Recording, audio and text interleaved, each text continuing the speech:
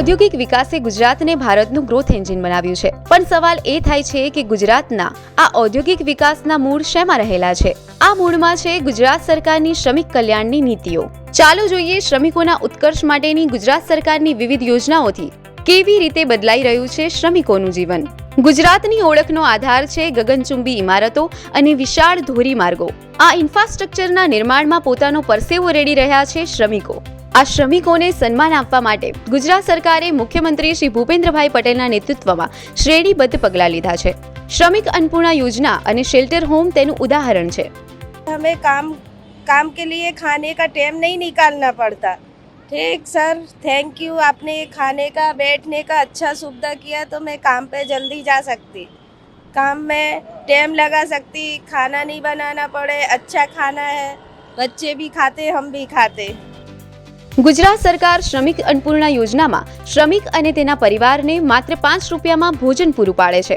આ યોજના હેઠળ રાજ્યના 19 જિલ્લામાં 290થી વધુ ભોજન વિતરણ કેન્દ્રો ચાલી રહ્યા છે, જેમાં દૈનિક ધોરણે 32,000 લોકોને ભોજન પૂરું પાડવામાં આવે છે। આ ઉપરાંત શ્રમિકોના આરોગ્ય માટે મેડિકલ કેમ્પનું પણ આયોજન કરવામાં આવે છે। ये सरकार हमारे लिए बहुत अच्छा कर रही है। सुबह सुबह में खाना अच्छा देती है और हम खा पी के आराम से मजदूरी कर पाते हैं। ગુજરાત સરકાર શ્રમિકોના અન્ન ઉપરાંત આવાસની કાળજી પણ લઈ રહી છે।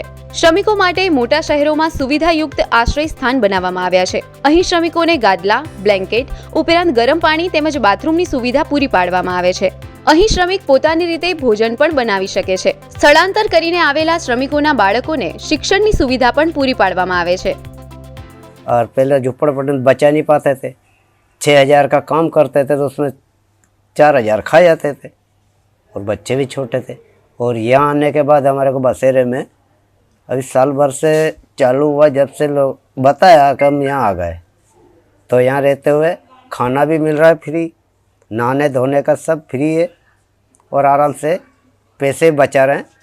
15-20 हज़ार रुपये बचा रहे हैं महीने के। डबल 2 जने मजदूरी करते हैं। આ પહેલ રાજ્ય સરકારની શ્રમિકો પ્રત્યેની નિસ્બત દર્શાવે છે। શ્રમિકો રાષ્ટ્ર નિર્માણમાં પોતાનું યોગદાન આપી રહ્યા છે, ત્યારે રાજ્ય સરકાર તેમના કલ્યાણ માટેના પ્રયાસો કરી રહી છે। ભોજન, આશ્રય અને હૂંફ જેવા આ નાના નાના પગલાઓથી શ્રમિકોના જીવનમાં મોટું પરિવર્તન આવી રહ્યું છે।